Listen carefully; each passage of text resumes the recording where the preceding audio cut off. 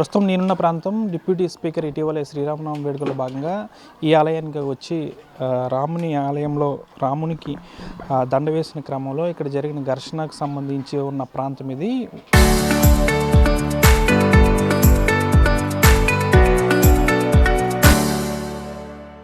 ఆకివీడు పరిధిలోని పెదపేట రామాలయం ఇది. దీనికి సంబంధించి ఇప్పటికే వివాదం నడుస్తుంది. దాదాపుగా ఇక్కడ 144 సెక్షన్ అనేది కూడా నడుస్తుంది ఈ గ్రామంలో. అయితే ఇటీవల జరిగిన శ్రీరామనవమి వేడుకలకు సంబంధించి జరిగిన ఘర్షణలో భాగంగా దాదాపు ఎవరైతే రఘురామకృష్ణరాజు త్రుటిలో తప్పించుకున్న పరిస్థితి, అనంతరం ఇటు కూటమి నాయకులపై కొంతమంది ఇక్కడ ఒక వర్గం దాడి చేశారంటూ కూడా 57 మందిపై దాదాపు కేసులు నమోదు చేశారు. వారిలో కొంతమంది మహిళలు ఉండగా కొంతమంది 10వ తరగతి విద్యార్థులు కూడా ఉండడం ఇప్పటికే అందరికీ తెలిసిన విషయం. అయితే డిప్యూటీ స్పీకర్ రఘురామకృష్ణరాజు ఇటీవలే తన సోషల్ మీడియా ఖాతాలో ఒక పోస్ట్ కూడా పెట్టుకున్న పరిస్థితి. అంతేకాకుండా ఆయన మీడియా సమావేశంలో కూడా పక్కాగా తెలిపిన దాని ప్రకారం ఏదైతే మనం ఉన్నామో ఈ ప్రాంతంలో దాదాపుగా 800 సంవత్సరాల పాటు పకడ్బందీగా ఫిక్స్డ్గా నిలబడే విధంగా ఒక కట్టడాన్ని, రామునికి సంబంధించిన ఒక కట్టడాన్ని అయితే ఇక్కడ నిర్మిస్తామని అయితే చెప్తున్న పరిస్థితి. ప్రముఖ స్థపతి శివనాగిరెడ్డి ఆధ్వర్యంలో ఆయన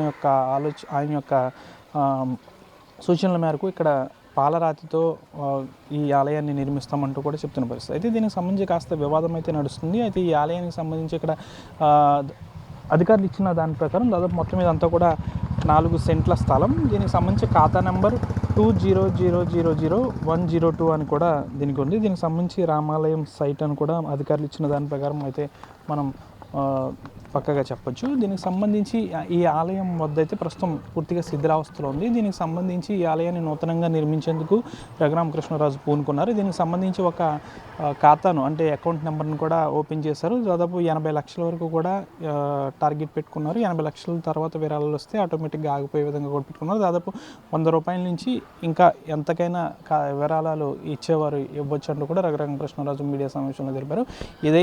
ఏదైతే ఈ స్థలం ఉందో దీనికి సంబంధించి మొత్తం కూడా ఒక నూతనమైన రామాలయాన్ని నిర్మించే విధంగా అయితే చేస్తానంటూ కూడా రఘురామకృష్ణరాజు చెప్తున్న పరిస్థితి కూడా ఏర్పడింది.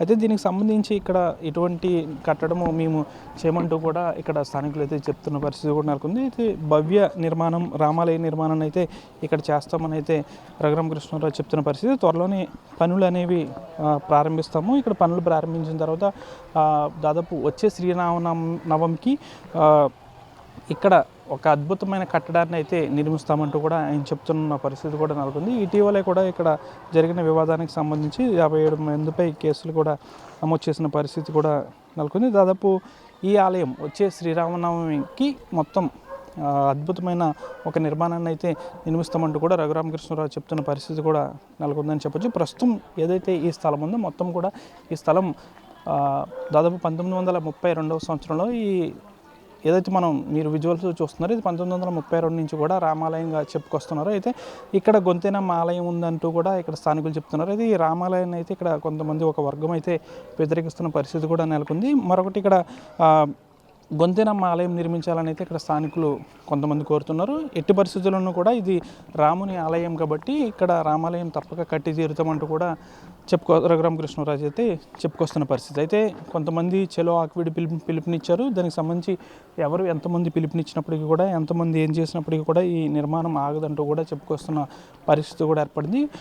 మరికొన్ని రోజుల్లోనే అద్భుతమైన ఆలయాన్ని నిర్మిస్తామంటూ కూడా రఘురామకృష్ణరాజు చెప్తున్నారు. ఏదైతే రఘురామకృష్ణరాజు ఇక్కడ వచ్చి ఏదైతే మనం విజువల్స్లో చూడొచ్చు, లోపల శ్రీరాముడితో పాటు సీత, పక్కన ఆంజనేయ స్వామి, అటువైపున నందమ్మని ఇక్కడ కొలుస్తూ ఉంటారు. ఈ ఆలయం అతి పురాతనమైనది, 1932గా చెప్తున్నారు. కాబట్టి రామాలయానికి సంబంధించిన ఆ స్థలంలో రామాలయాన్ని కట్టి తీరుతామంటూ కూడా చెప్పుకొస్తున్న పరిస్థితి. రానున్న రోజుల్లో ఈ ఆలయ నిర్మాణాన్ని పెద్ద ఎత్తున చేపట్టి పూర్తి స్థాయిలో ఇక్కడ ఒక ఆలయాన్ని నిర్మించి దాదాపు 800 సంవత్సరాల పాటు దీనికి ఉండే విధంగా కూడా కృషి చేస్తామంటూ కూడా రఘురామకృష్ణరాజు చెప్తున్నారు.